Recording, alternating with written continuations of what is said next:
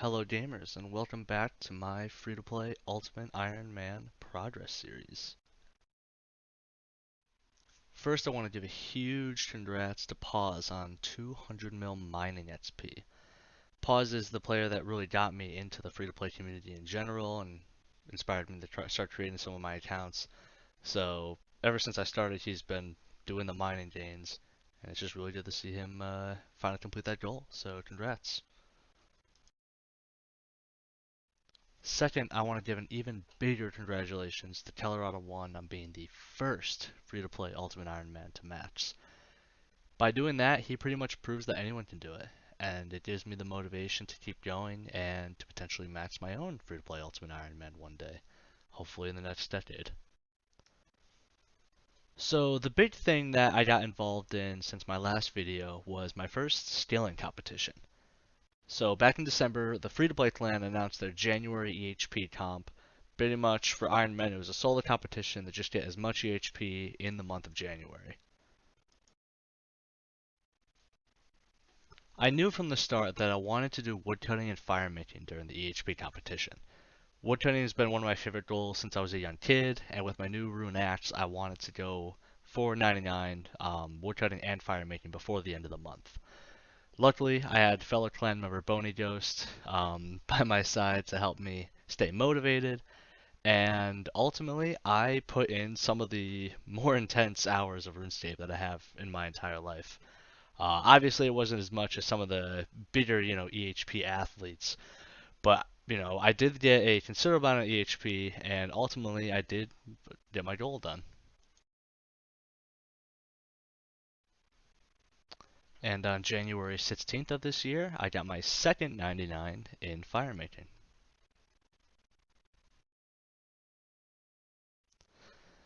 And finally, on February 2nd, the day after the stealing competition, I finally got my third 99 in woodcutting.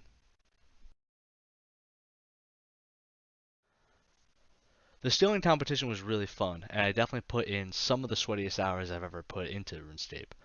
But unfortunately, with a vacation starting January 18th that I had planned before the stealing competition was announced, I had to cut my gains short.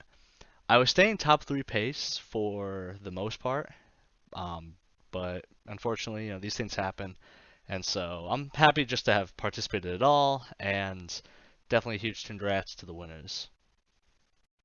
On a side note, I also want to congrats Boney Ghost for completing his 99 firemaking and woodcutting goal.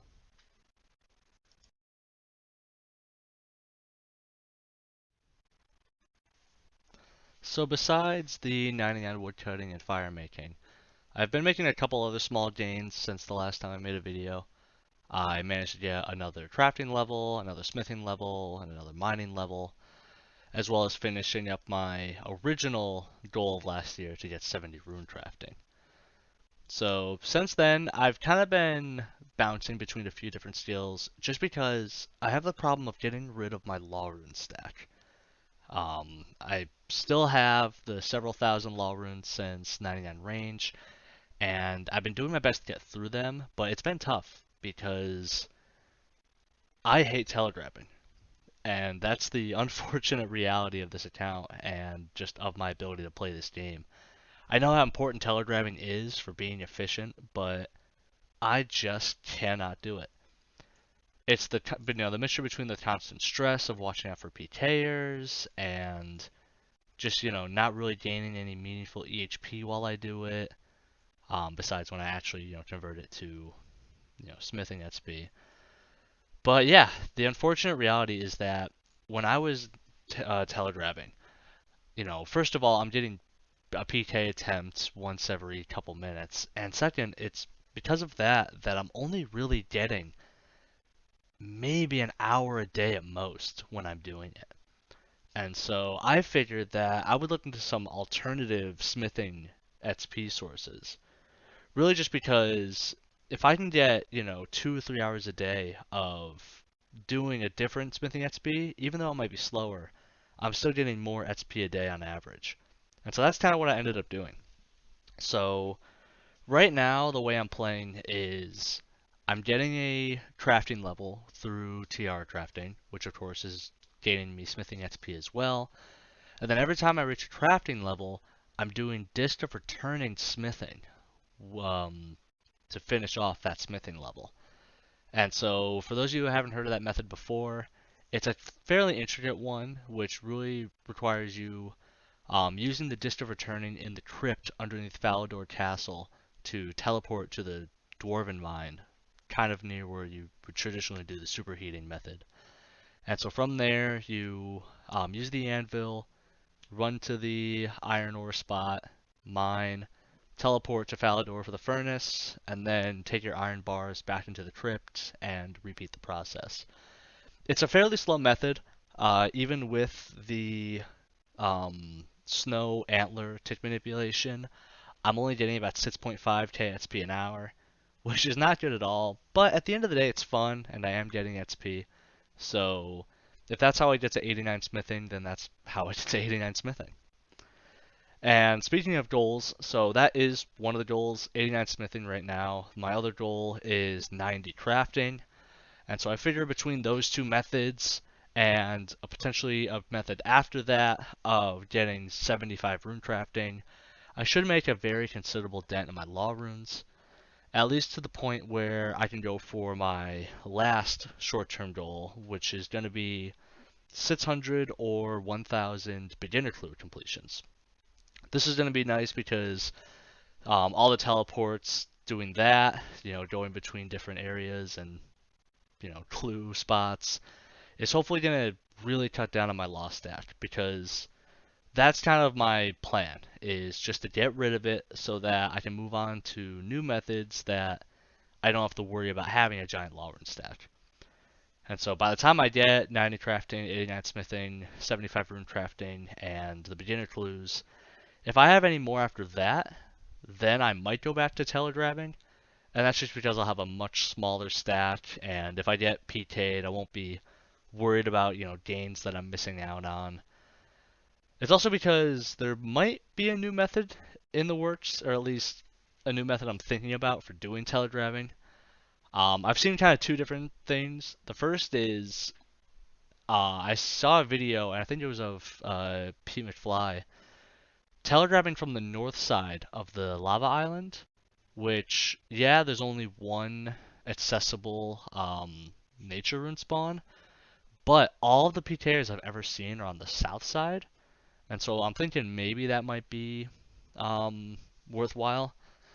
The second is, if anyone's been watching the Mountain Man free-to-play UIM series, he said in his last video that he was making a clan of people called Mountain Men, who their purpose was to protect free-to-play ironmen from dangers in the wildy or other PvP areas. So I'm thinking if that's something that's real, and if the price is right, I might check that out. If it's GP that they're looking for, I'll have to make some kind of alt account to get me some GP on the side. But that could very well be how I telegraph in the future. So, kind of moving on from there then. There's a few quick things I kind of want to cover that are interesting for the future of this account and really all other free-to-play accounts. That's because there were a couple recent updates that seem interesting so far. The first definitely has to be the fact that giant keys are now going to be stackable.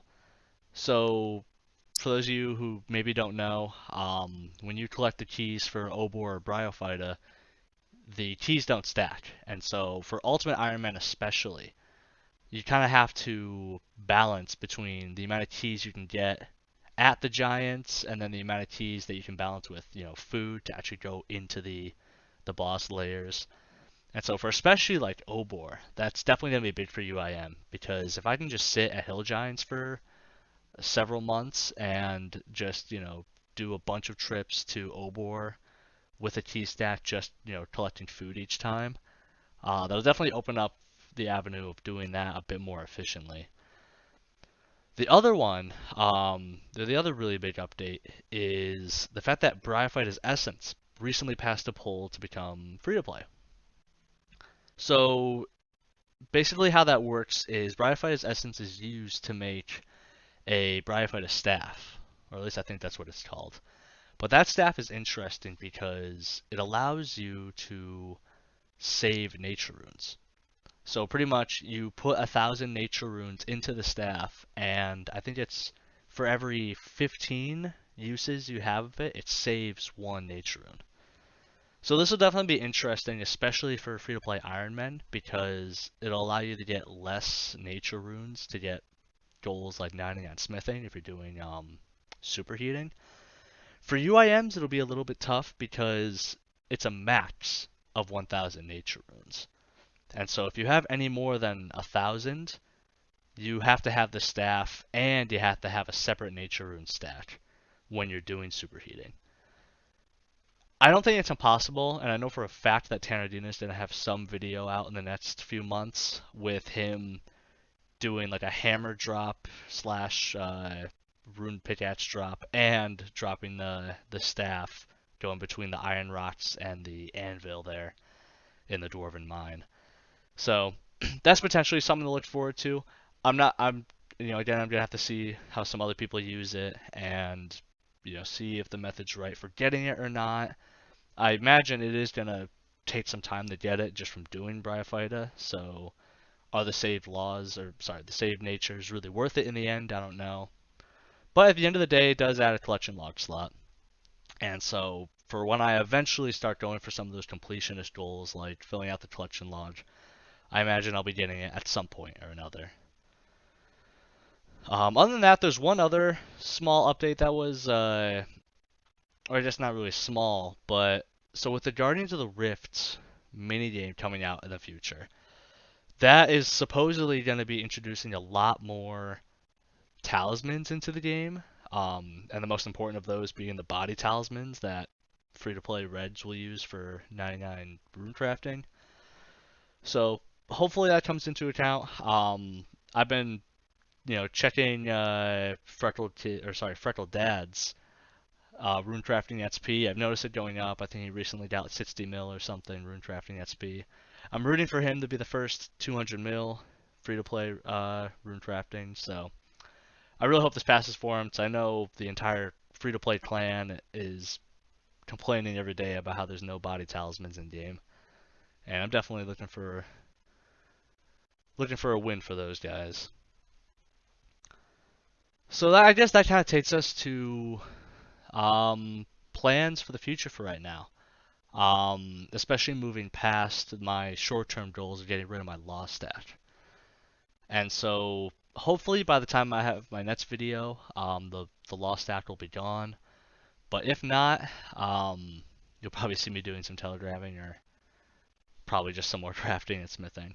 I definitely do want to make some good gains, especially because I'm a NEET right now, and I want to take advantage of that fact before I get a job and significantly reduce the amount of hours I'm able to play, especially efficient hours. But looking more towards the long-term goals, and kind of the reason why I want to get rid of my law stack so badly, is I have an idea for what I want to be doing, especially when it comes to my melees. So right now I'm like 75 attack and defense and 85 strength. I want to get all three of those up to 99. And I figure my method of doing that with as little telegraphing as possible is going to be this. Get an inventory of rubies. Make those in the Ring of Forging. Do the Ring of Forging trips with death stacking at the Champions Guilds.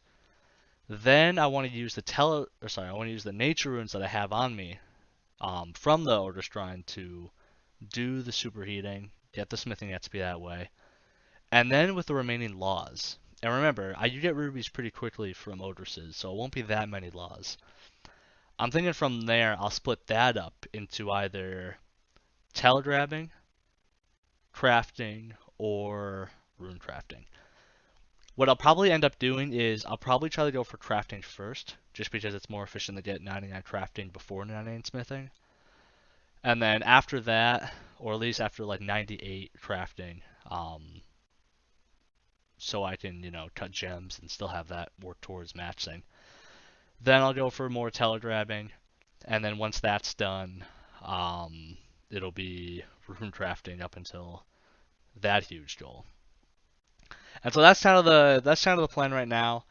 It is going to be somewhat inefficient just because ring of forging smithing is slower, and I have to make the runes, or sorry, make the rings of forging. So collecting the gold ore, making those.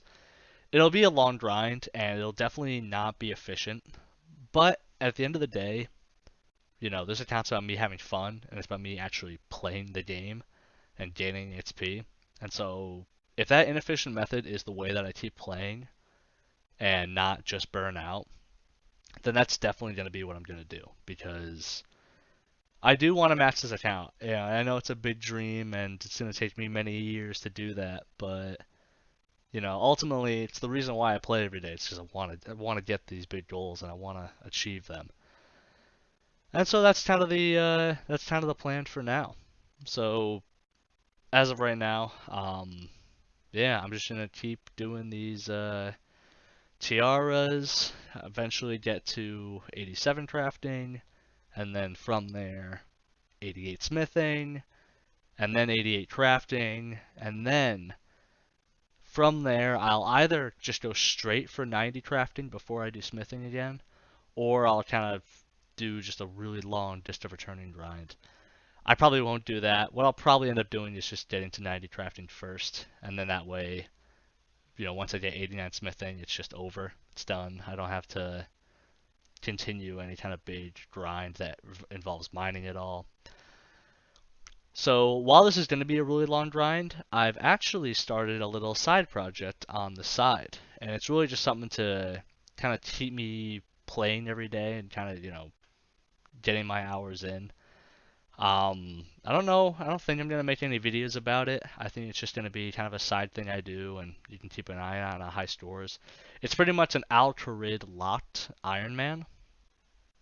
I kind of got the inspiration by watching the Deserted regular member UIM desert series, and I thought the concept seemed pretty neat. I also know that mid-level still uses that alt account on Musa Point, Musa Man Mike, and it's kind of fun, just like the most restricted, small area, limited things, free to play. And so I'm playing that account on the side. I'm trying to get it to 100 EHP so I can get into the World 385 clan, and then that way I'll be able to monitor the chat, because the one thing that sucks about crafting is that with all the world hopping, there's a lot of chat messages that you miss. And so it'll be nice to have a second account that I can, not really be doing any world hopping on, and being able to keep an eye on that. But anyway, yeah, that's pretty much all I got for today. So I'm going to keep the grind going. And again, congrats to all the people that got these big goals recently. And thanks for watching.